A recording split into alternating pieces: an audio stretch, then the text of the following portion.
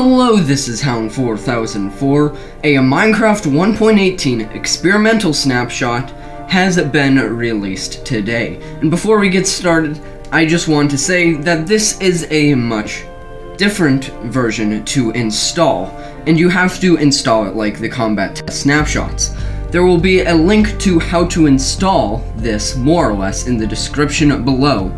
It'll be for the combat test snapshots, but treat it as you're going and downloading this 1.18 experimental version.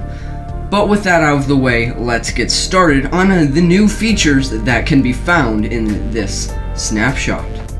So this snapshot is kind of like the original Caves and Cliffs preview data pack.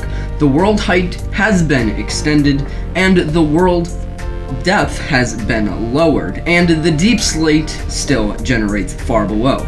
This also means in the creative inventory, bundles are back, and so is the skulk sensor and some things like that.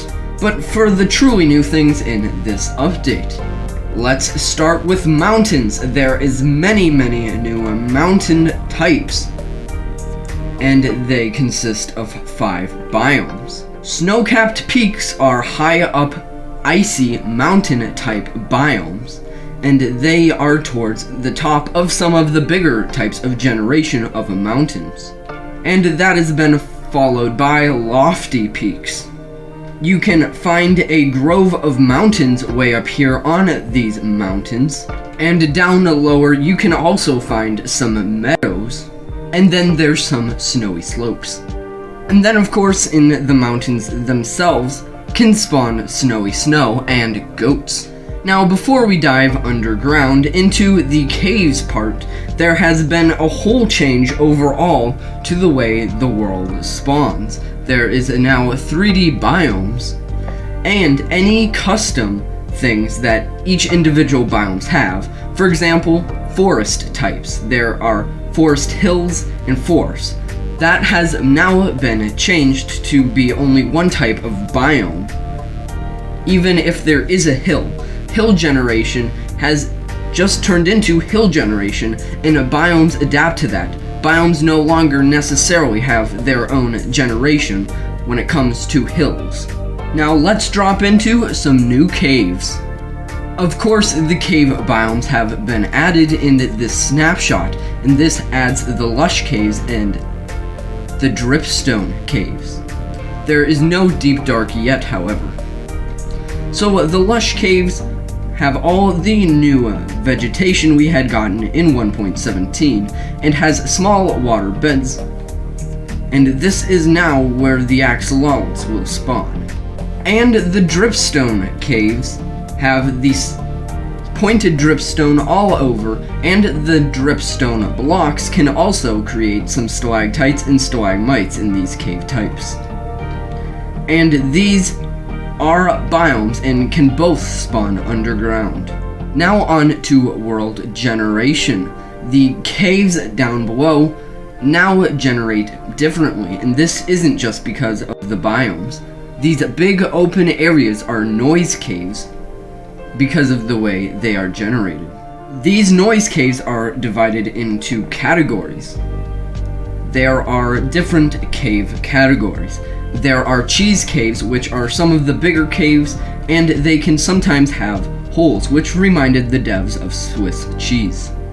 There can sometimes be long and narrow caves. These are noodle caves, and there's a bigger counterpart, spaghetti caves, which are thick but long caves. Now, there's also some aquifers underground.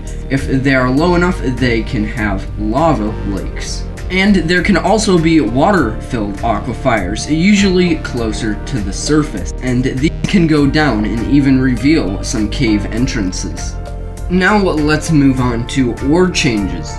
The ores are very different compared to 1.17. Starting with, you can see here the coal ore now generates only above and way up in mountains and cannot be found in the deep slate layer.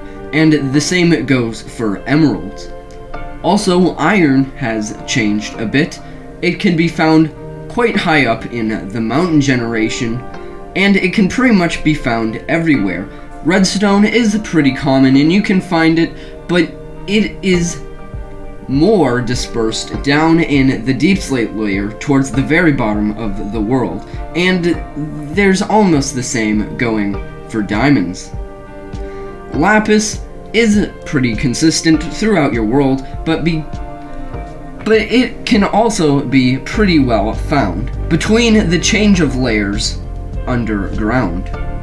And the gold will mainly be in the stone part of the world. Also, there's some ore veins like copper and iron. These ore veins are large and full of ores, and you can track them down. They act like caves but are fully full. These can have ore blocks and the raw ore blocks, which will give many of that ore type. And now all mobs, hostile mobs, can only spawn in complete and total darkness. Also, it has been said the 1.18 official snapshots will probably start around September, which is probably when we'll be more likely to see the Warden, and this is still set to be a holiday update this year. There will most likely be quite a few more 1.18 experimental snapshots here, and there will be a lot tweaked and changed throughout this course before September. I hope I was somewhat helpful giving info on what was new in this experimental snapshot, and for now, this is Hound 4004 saying goodbye.